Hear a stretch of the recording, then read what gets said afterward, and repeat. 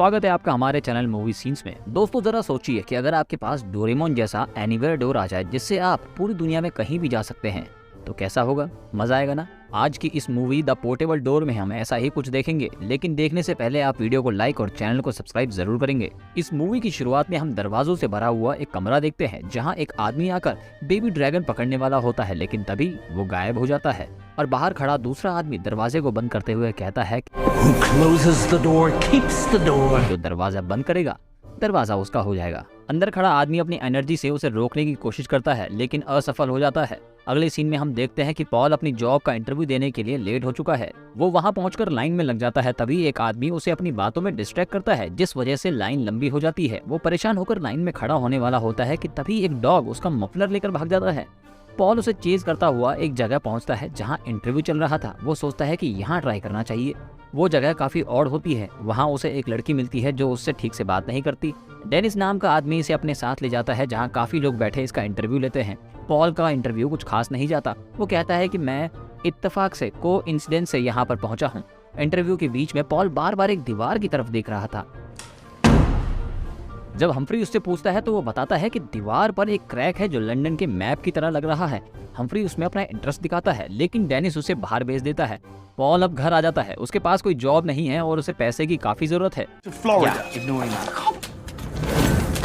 तभी उसके घर पर एक लेटर आता है जिसमें उसके जॉब क्लियर होने की बात है।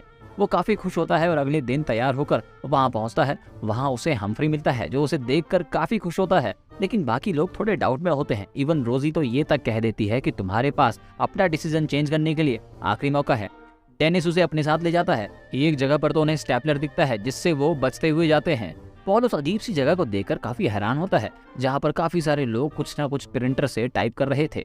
वहाँ उसे वो आदमी भी दिखता है जिसने उसे डिस्ट्रैक्ट किया था। वो उसे एक रूम में ले जाता है जहाँ वो इंटरव्यू वाली लड़की बैठी होती है जिसका नाम सोफिया है। पॉल उससे बात करने की कोशिश करता है लेकिन वो उसकी बातों में इंटरेस्ट नहीं लेती। तभी पॉल वहाँ पर बेबी ड्रैगन को देखकर डर जाता है जो कि गायब हो जाता है। उसके बाद वहाँ पर एक औरत आती है जो उन्हें मैप्स में बॉक्साइट ढूंढने का काम देती है। बॉक्साइट एक मिनरल है जो वो ढूंढते हैं लेकिन उन्हें मिलता नहीं है। जब लंच टाइम होता है तो काउंटेस सोफिया को अपने साथ आने के लिए बोलती है। साथ साथ पॉल भी चला जाता है। अभी काउंटेस के हाथ में नीचे से एक लेटर आता है जो कि नीचे से गॉब्लिन ने फेंका था।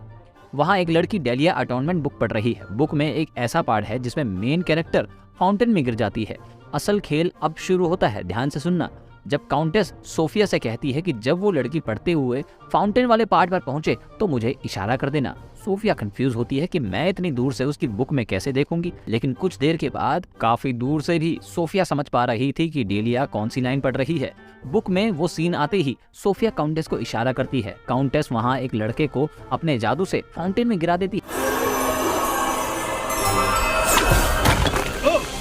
डेलिया उस लड़के को उठाती है और सोचती है कि कितना खूबसूरत कोइंसिडेंस है कि बुक में मेन कैरेक्टर की फाउंटेन में गिरने वाली लाइन आई और तभी वो लड़का फाउंटेन में गिर गया। लेकिन ऑब्वियसली ये कोइंसिडेंस थोड़ा था, ये तो इन्होंने बनाया है। असल में इस कंपनी का काम इसी तरह के कोइंसिडेंस करवाना है।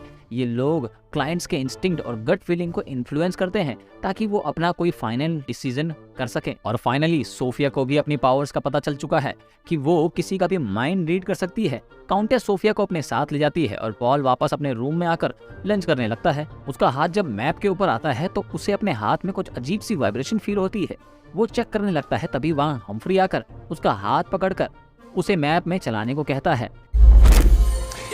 तभी पॉल के हाथ में स्पार्क होता है और उसे मैप में बॉक्साइट मिल जाता है। असल में पॉल के पास भी एक ऐसी पावर है जिससे वो कोई भी खोई हुई चीज ढूंढ सकता है। पॉल को अपनी पावर्स का नहीं पता था लेकिन हम्फ्री को पता था, इसीलिए हम्फ्री ने उसे अपने जॉब में रखा है। बिल्कुल ध्यान से सुनते रहना।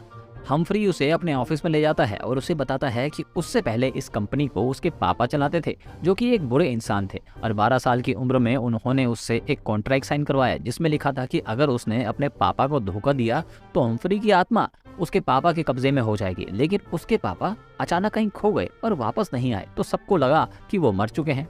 उसके पापा के जाने के बाद वो अपनी किसी ऑपरेशन फाइन प्रिंट को लॉन्च करने वाला था जिसके बीच में एक बहुत बड़ी प्रॉब्लम आ जाती है और उसे सिर्फ पॉल ही सॉल्व कर सकता है। असल में हम्फ्री ने अपना पोर्टेबल डोर खो दिया था जिसे ढूंढने के लिए पॉल को बुलाया गया है। पॉल को लगता है कि वो इत्तेफाक से कंपनी में आया है लेकिन ये इत्तेफाक हम्फ्री का करवाया हुआ है। पॉल को अपनी पावर्स के बारे में खास पता नहीं, लेकिन वो दरवाजे को ढूंढने के लिए निकल पड़ता है जो उसे मिलता नहीं। 5 बजे के बाद किसी को बिल्डिंग में रुकना अलाउड नहीं है, इसीलिए वो भी चला जाता है। तभी हम देखते हैं कि रात में जब पॉल अपने घर में सोया होता है तो उसके सपने में कश्मीर आता है। वो कहता है कि सारा स्टाफ ये जानना चाहता है कि हम्फ्री ने आखिर उसे हायर क्यों किया है। पॉल पहले तो नहीं बताता, लेकिन जब कश्मीर अलग अलग तरीके से पॉल को परेशान करता है तो पॉल बता देता है कि उसे पोर्टेबल डोर ढूंढने का काम दिया गया है। कश्मीर कहता है कि अच्छा, उसने अपना पोर्टेबल डोर खो दिया है। वो डाउट में आकर कहता है कि बैंक ऑफ डेड में पहुंचने का सिर्फ वही एक तरीका है। बैंक ऑफ डेड असल में एक ऐसा बैंक है जहां पर आप किसी इंसान से कॉन्ट्रैक्ट साइन करवा के अगर उससे इस बैंक में डिपॉजिट करवा दोगे तो उसकी सोल को आप अपने अकॉर्डिंग कंट्रोल कर सकते हो। अब पॉल पोर्टेबल डोर को ढूंढता हुआ एक बेसमेंट में जाता है जहां उसकी पावर से उसे पता चलता है कि वहां एक सीक्रेट रास्ता है। वो वहां पहुंचता है तो उसे काफी अजीब अजीब सी चीजें देखने को मिलती हैं। वहीं वो स्टेपलर भी रखा हुआ था।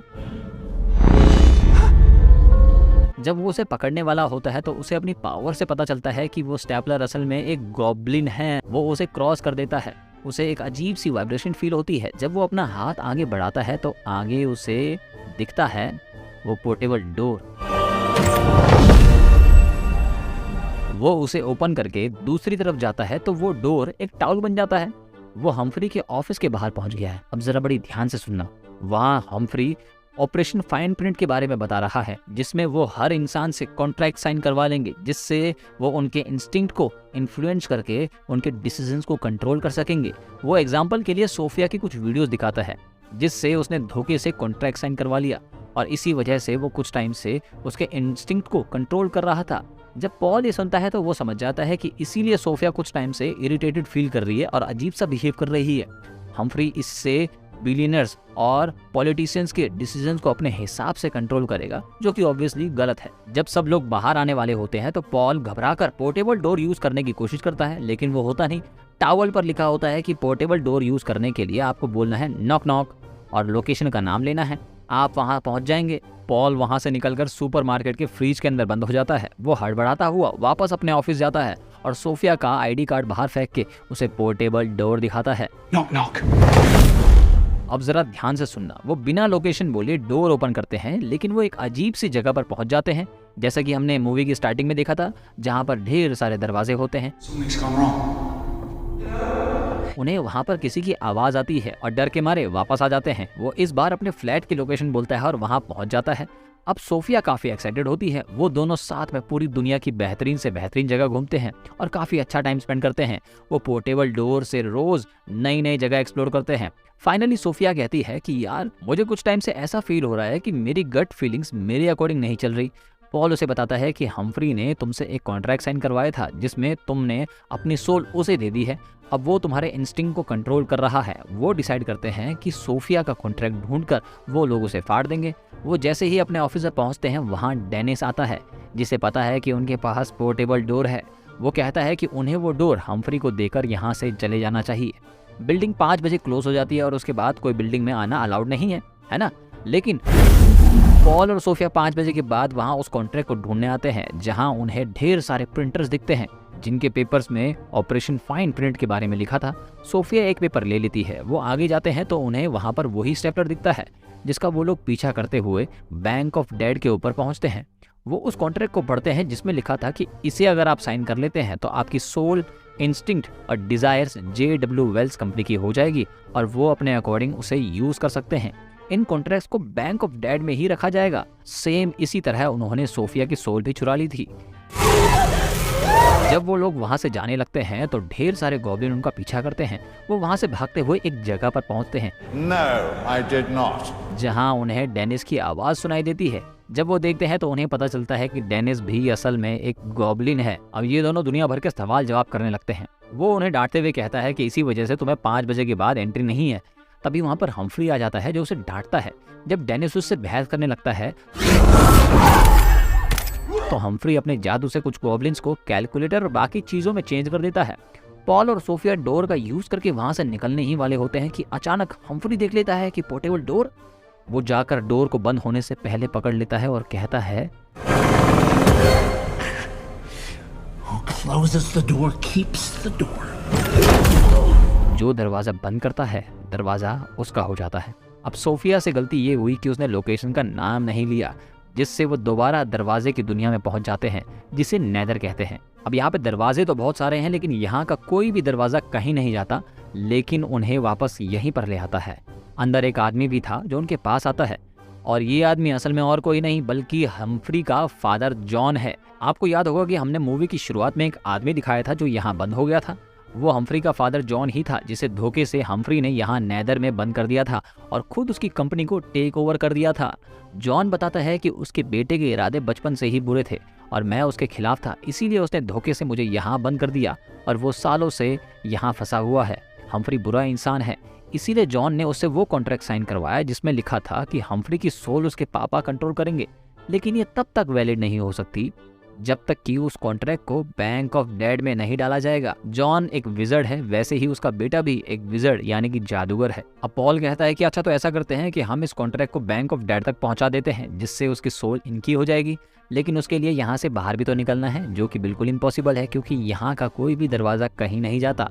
दूसरी तरफ अब क्योंकि हम्फ्री के पास पोर्टेबल डोर आ गया था तो वो उसके सारे के सारे signed contracts bank of dead में डिपॉजिट करवाने लगता है, और इधर हमारा पॉल अपनी पावर्स का यूज करके वहां से एक ऐसा दरवाजा ढूंढने की कोशिश करता है जो उन्हें बाहर निकाल सकता है।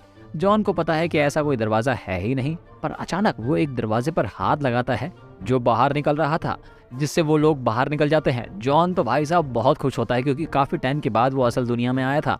ये तीनों JW वेल्स की बिल्डिंग में जाते हैं और इनका सबसे पहला काम अब जल्दी से वो कॉन्ट्रैक्ट को बैंक ऑफ डेड में डिपॉजिट करना, जिससे हम्फ्री का कंट्रोल उसके फादर को मिल सके। वहाँ डेनिस सब गॉब्लिन से काम करवा रहा होता है, तभी हम्फ्री को पता चल जाता है कि वो लोग यहाँ पर हैं, तो वो उन पर फायर करता है। दोनों बाप बेटे के बीच में लड़ाई होने लगती है, दोनों अपनी अपनी पावर से लड़ाई करने लगते हैं। दूसरी तरफ पॉल और सोफिया डोर का यूज करके बैंक ऑफ डेड में जाने की कोशिश करते हैं, लेकिन गॉब्लिन्स उसे पकड़ लेते हैं।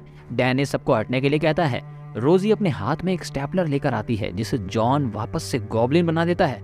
ये गॉब्लिन असल में डेनिस का फादर और रोज का हस्बैंड है, जिसे हम्फ्री ने ही काफी पहले स्टेपलर बना दिया था। वो सारे गॉब्लिन्स को हटने को कहता है, तभी हम्फ्री अपनी पावर से अपने पापा को रोक लेता है और पॉल को भी मार कर गिरा देता है। वहाँ सब लोग आ जाते हैं जो हम्फ्री को समझाने की कोशिश करते हैं कि ये तुम गलत कर रहे हो, लेकिन हम्फ्री कहता है कि मैं तुम सबको मार दूंगा और अकेले ही अपने प्लान को अंजाम दूंगा। हम्फ्री पॉल से अपना कॉन्ट्रैक्ट मांगता है। जब पॉल नहीं आता तो वो सोफिया को अपनी पावर से पकड़ लेता है। हम्फ्री उस कॉन्ट्रैक्ट को फाड़ देना चाहता है जिससे उसके पापा कभी उसे कंट्रोल नहीं कर पाए। पॉल धीरे धीरे उसके पास जाने लगता है, लेकिन सोफिया अपनी पावर से सिर्फ उस तक अपनी आवाज पहुंचाते हुए कहती है कि शायद तुम्हारी पावर्स डोर्स को ढूंढने के साथ साथ डोर्स क्रिएट करने की भी है। बैंक ऑफ डेड तुम्हारे नीचे ही है। अपनी पावर्स का यूज करके एक डोर क्रिएट करने की कोशिश करो जो तुम्हें बैंक ऑफ डेड तक पहुंचा दे। पॉल इस बात को सुनकर अपनी पावर्स का यूज करता है, तभी वहां पर एक दरवाजा आ जाता है। वो उसके अंदर घुस जाता है।